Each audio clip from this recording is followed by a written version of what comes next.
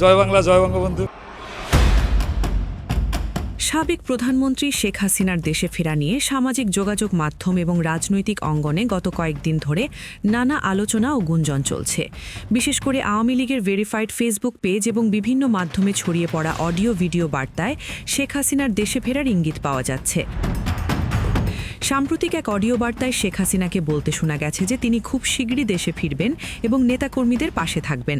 তিনি জানিয়েছেন বাংলাদেশের রাজনৈতিক পরিস্থিতি পর্যবেক্ষণ করছেন এবং নেতাকর্মীদের মনোবল শক্ত রাখার আহ্বান জানিয়েছেন। শেখ হাসিনা একটি অডিও বার্তায় বলেন, আমি খুব দূরে নেই, আমি তোমাদের কাছেই আছি। এমন মনোভাব প্রকাশ। শেখ হাসিনার এই বার্তাকে ঘিরে রাজনৈতিক মহলে মিশ্র প্রতিক্রিয়া দেখা দিয়েছে। আওয়ামী লীগের তৃণমূল পর্যায়ের নেতাকর্মীরা এই বার্তায় নতুন করে আশার আলো দেখছেন। অন্যদিকে বর্তমানকালীন সরকারের উপদেষ্টা এবং বিভিন্ন রাজনৈতিক দলের নেতারা বলছেন, শেখ হাসিনার বিরুদ্ধে অসংখ্য মামলা রয়েছে। তিনি দেশে ফিরলে তাকে আইনি প্রক্রিয়ার মুখোমুখি হতে হবে। আইন তার নিজস্ব গতিতে চলবে।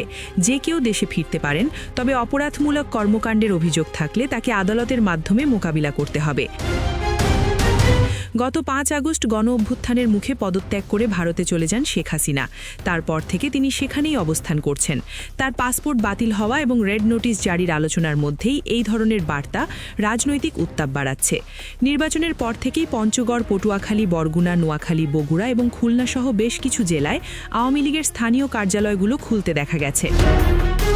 অনেক জায়গায় নেতাকর্মীরা দীর্ঘ প্রায় 18 মাস পর কার্যালয়ে ঢুকে বঙ্গবন্ধু এবং শেখ হাসিনার ছবি টাঙিয়েছেন এবং পরিষ্কার পরিচ্ছন্নতা করেছেন।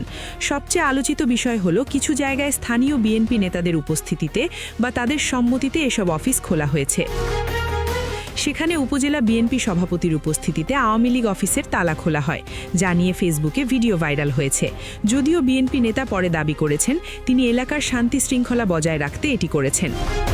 অনেক বিশ্লেষক মনে করছেন নতুন সরকার বিএনপি হয়তো রাজনৈতিক ভারসাম্য রক্ষা বা অন্য কোনো কৌশলের অংশ হিসাবে আওয়ামী লীগকে সীমিত পরিসরে সুযোগ দিচ্ছে। বর্তমান প্রশাসনের পক্ষ থেকে জানানো হয়েছে যে যেহেতু দলটির বিরুদ্ধে আইনি প্রক্রিয়া চলমান, তাই আইন বহির্ভূতভাবে অফিস খুলে অবস্থান নেওয়া ব্যক্তিদের বিরুদ্ধে ব্যবস্থা নেওয়া হবে। নোয়াখালীতে এই ঘটনায় 5 জনকে আটকও করা হয়েছে। নির্বাচনের পর আওয়ামী লীগ রাজনৈতিক মাঠে ফেরার একটা চেষ্টা চালাচ্ছে, যার প্রথম ধাপ হিসাবে তারা কার্যালয়গুলোর তালা খুলছে। তবে সাধারণ জনগণের প্রতিক্রিয়া এবং আইনি বাধার কারণে এটি সব জায়গায় স্থায়ী হচ্ছে না। আরও জানতে চোখ রাখুন ডেইলি নিউজ 36-এ।